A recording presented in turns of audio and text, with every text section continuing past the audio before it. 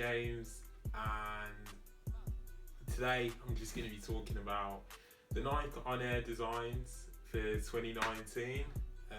Just going to rank them from what I think's worst to best.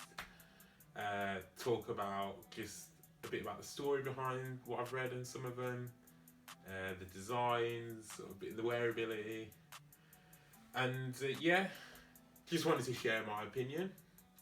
This is the first video I'm going to be doing on sort of like fashion and trainers and things like that.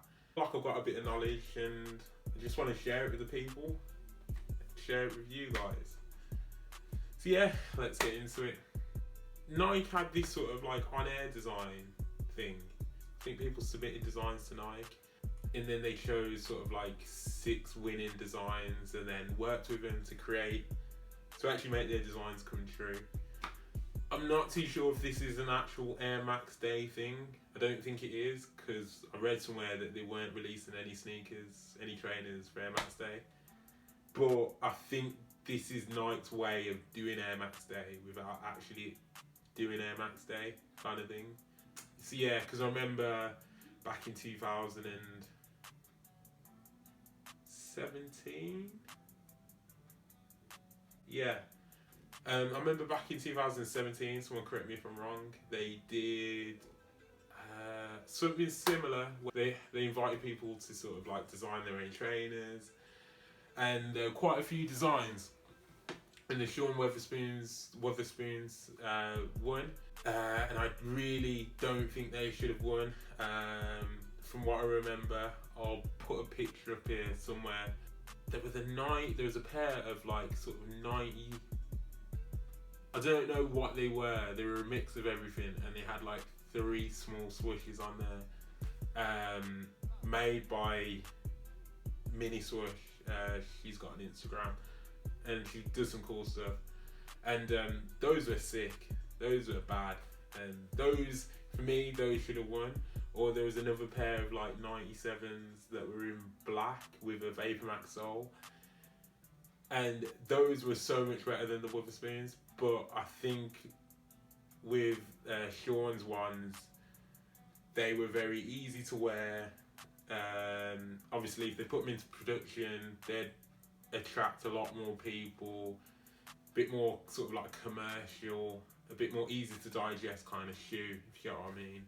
The colours were nice, and I think they just wanted to sort of like push 97s. This was before a lot of 97s were released, so I think it's a good marketing strategy to release those and then release their 97s on the back of that, maybe to improve sales. I don't know, I'm no businessman.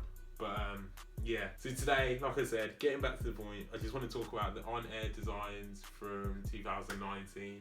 Yeah, so I'll start off with the one I think's the worst.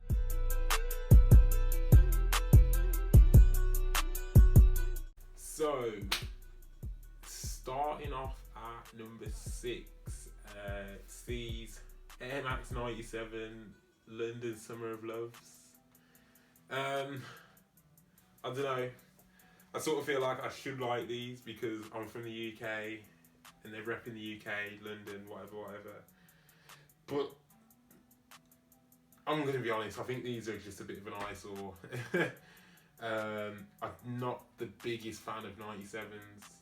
I think in the wrong colours they can look a bit childlike and look a bit tacky. I think that's exactly what's been achieved with this shoe. I mean, for some people, I don't know, it may work, but for me, I just think the colours are a bit very, very childlike, very highlighter-esque. It just looks a bit all over the place. I just think there's not really much cohesion between the colours, but it gives off that impression of like summer, fun, vibes, blah blah blah. So yeah, I like loud things, but these are a bit loud in the wrong way for me. I think what could have been done better was maybe not using a black sole, maybe just having a black outsole, maybe just having a completely white, or maybe, I know I complained about the use of colours, but maybe actually just having an orange outsole or something. I think black outsoles can look a bit crap on trainers sometimes. But yeah, moving swiftly on.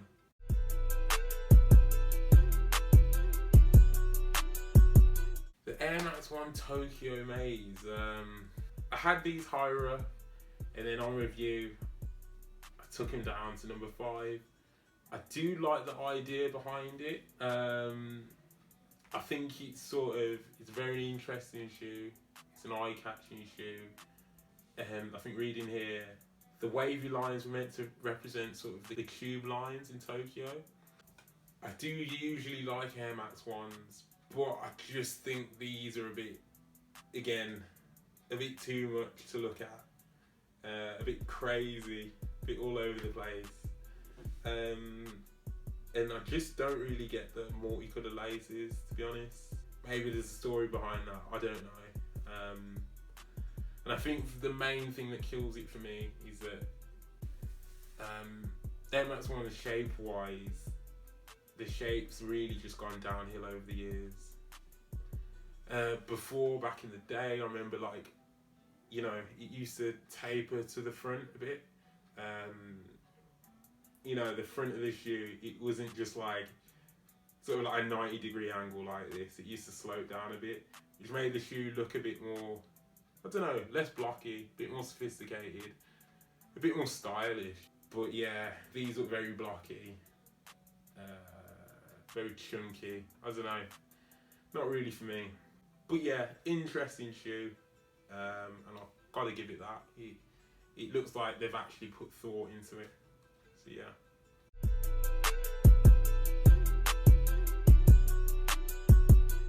The next shoe I just want to talk about, which I originally had lower than the previous one, is what's the name? Don't even know the name.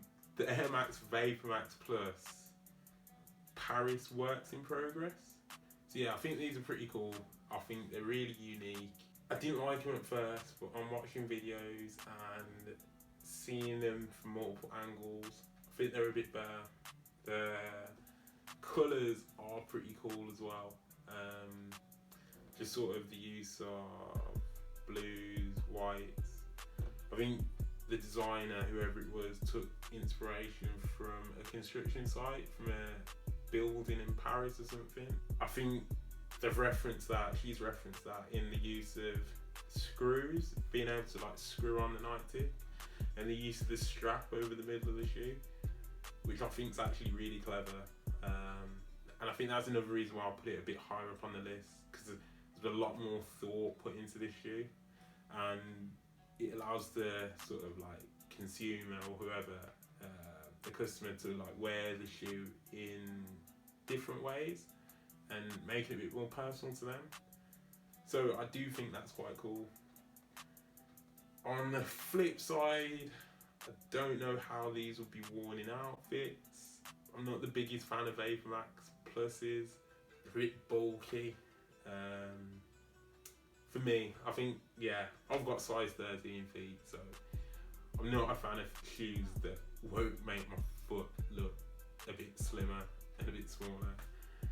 Then yeah, I think although there's a strap on there, I think this shoe might have looked a bit better with laces. I'm not a big fan of that wraparound thing and the elastic on the middle. I don't know, it doesn't really do it for me. But I gotta give credit where credit's due. There's quite a lot of thought put into this. So yeah.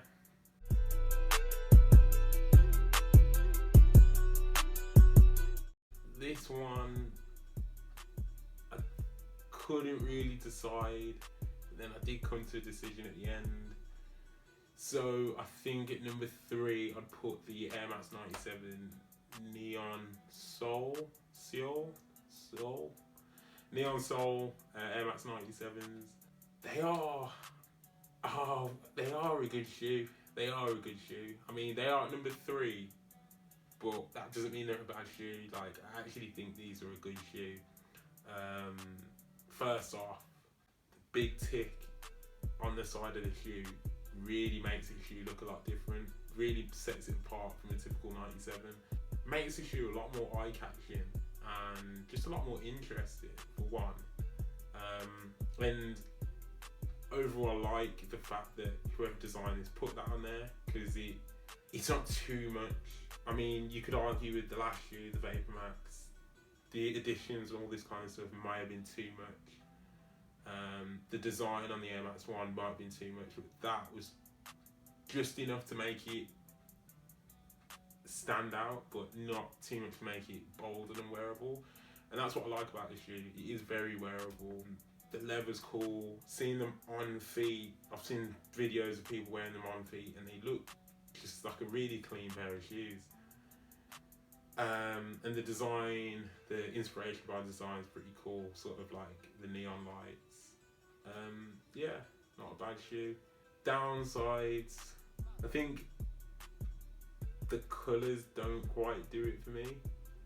I think the use of black, red, blue and white isn't quite cohesive. I'm not too sure. Maybe on a white shoe it might look better, like on a completely white shoe than having the blue and the red. Or maybe a dark blue might have looked a bit better. But I understand why the black was used, maybe to represent the night sky against the neon lights. But that's my main criticism with it, really. On the flip side, as much as I said they didn't do too much of it, I think they could have added something a little bit extra to this shoe. I'm not too sure what that could have been. Maybe like a really cool design on the sole, or I'm not sure, but I feel like the shoe is missing that little something. But it's a really cool shoe, so I can't knock it too much. Also, as well, the colour blocking, the use of colour blocking on the shoe is really cool. Like the black on the bottom, having it like a layer cake kind of thing, the black on the bottom, and then at the top using the white, the blue and the red. Looks really good, looks really clean as well. I think that's what makes this shoe look so good on feet. Pictures I've seen on feet as well. Having that sort of, the layers just really complements on foot shots, and when you wear it with shoes and things like that, wear it with jeans or whatever, I think it just works really well, and it's really pleasing and sort of like calming to the eye.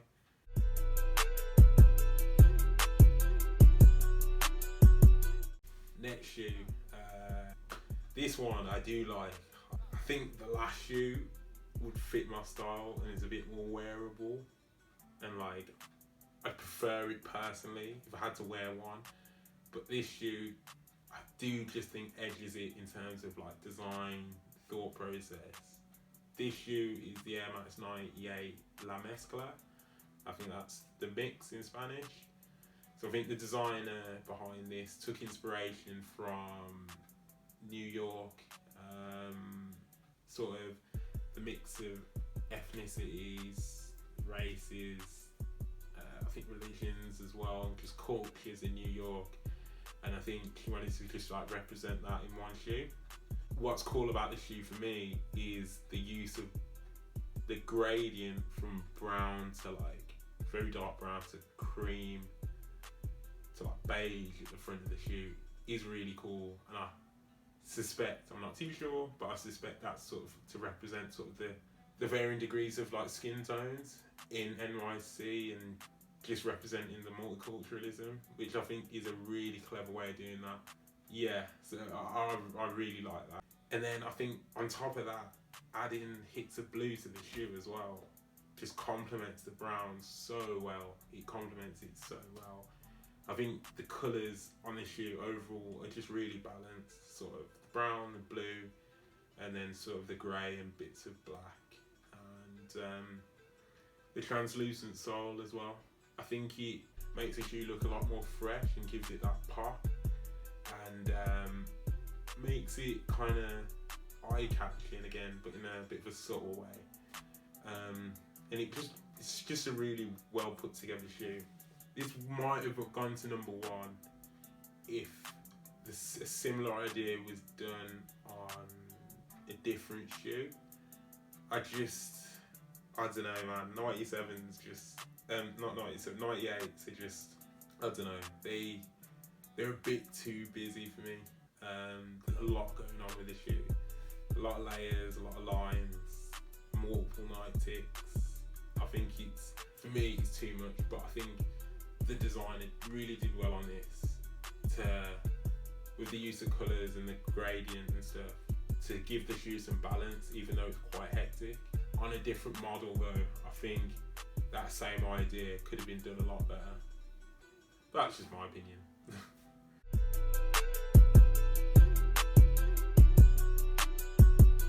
Right, getting into number one. Oh my god, I love this shoe. I love this shoe so much. When I saw pictures, I was like, wow, I need to get a pair of these. I haven't got a pair, but I need to get a pair. It's the Air Max. What are they called? I'm gonna have to get a picture up just so I can look at them one more time. Right, the Air Max 97 SH, is that, what does that stand for? Is it Shanghai? Yeah. Shanghai Kaleidoscope trainers. I don't even know where to start with these. I actually don't know where to start. These are literally the perfect shoe. Everything I'd kind of want in a shoe, and in an art piece as well. I think these are genuinely a piece of art, and I think the idea behind the shoe just works really well with the shoe as well. And yeah, I'd love to have these in my collection. This shoe's meant to represent sort of the Shanghai skies and the clouds floating above Shanghai, and them moving and shifting and changing shape and dissipating. So I think the construction of the shoe, firstly, it just drew me in without even knowing about the story behind the shoe. I just thought, wow, these are cool. This is something I've never seen on Air Max 97. I don't like 97s, but I love these. It's really interesting. It makes you, looking at the shoe, makes you really want to pick it up and like feel between the layers. So what the designer's done is sort of got sort of translucent blue material and sort of laid it one on top of the other on the uppers, and it sort of gives off this very like nice translucent overlapping sort of see-through-ish kind of effect. And I think that's sort of meant to represent sort of the skies, the sort of transparency. Also, I think sort of the use of the Air Max 97 is a really good choice for this. Because for me, when I look at a 97, or the 97 upper at least, I think speed with the wavy lines, I think movement, I think fluidity, and I think that represents sort of like the clouds movement and the fluidity of clouds. And also I think it could represent waves as well, and that's what I first thought of the shoe. It's meant to represent like sort of waves on a sea or something like that, but clouds works as well. Colours wise, I think the colours absolutely sick. Like light blue is just a sick colour on this shoe. It just works to like sort of get the idea and get the message across. Light blue is just a good colour anyway on shoes. I think it just looks really clean. I'd love to have a pair of light blue trainers in my collection, in my very minuscule collection. The pops of red really work well on the shoe. It really complements the blue and just makes it that much more interesting. And the translucent sole as well is really good, just to sort of like fit into that whole vibe of clouds and skies, and yeah. And I think another thing what I like about this shoe compared to all the other models is that I feel like for me it's the most wearable shoe out of all of them. It's wearable in the fact that it's not too busy, it's not too loud, it's a really simple shoe, quite minimalistic.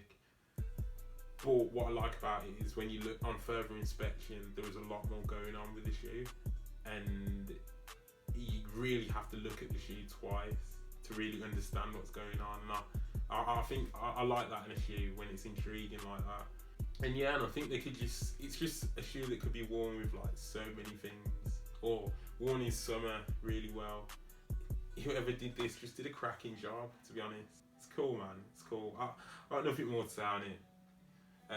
If anyone's got a size 13, just let me know, hit me up. And I'll definitely be purchasing this shoe off here, definitely.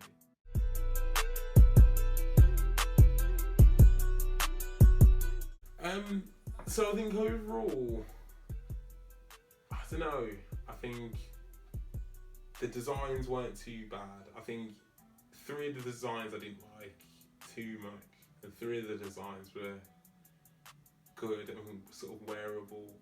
But obviously everyone's going to have different opinions, and I think it was good this time that instead of the last one where the last sort of like night project like this where 1 shoe was released, I think it was good that all 6 were released. It also gives people a bit better chance of getting one of the shoes they actually like. So yeah, I hope Nike sort of do this every year. I think what they could do as well, I don't know how it would work, but I'd like to see sort of Nike ID or Nike, I think it's Nike by You now. I'd like to see them do a bit more out of the box things. So on a Nike ID, I'm just gonna call it ID, being able to add a big swoosh like on the soles, being able to add a strap or something. I don't know. I think that would be really interesting. And yeah, I'd definitely like cop a Nike ID if you could do something like that. Another thing I'd just say is that I do feel like, as much as my number 1 was a 97, I do feel like Air Max 97s are getting absolutely rinsed at the moment.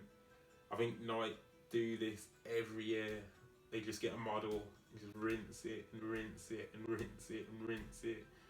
Make a futuristic version, bring out the old colours, that no one really liked back in the day. Just absolutely rinse the model and then move on to the next one. Yeah, I would have liked to see, I think from what I saw in one of the interviews, that they only had like a select number of models to choose from. But I just wish that, I know from a marketing perspective it might not work, but would have allowed people to choose from a wider range of models. So like the Vapor Max, TN, I think a TN project would have been great. TNs deserve better colours. I don't like the colours that come out of Foot Locker. But otherwise, no, I've really enjoyed this. I actually enjoyed doing this video, a first video of this kind. So yeah, just leave a comment down in the description. Leave a comment down in the description. Leave a comment downstairs below this video. Just let me know what you think. Let me know what can change. I'm gonna hopefully just do more videos like this on, like I said, shoes, fashion, everything. And yeah, I'll see you in the next one. Peace.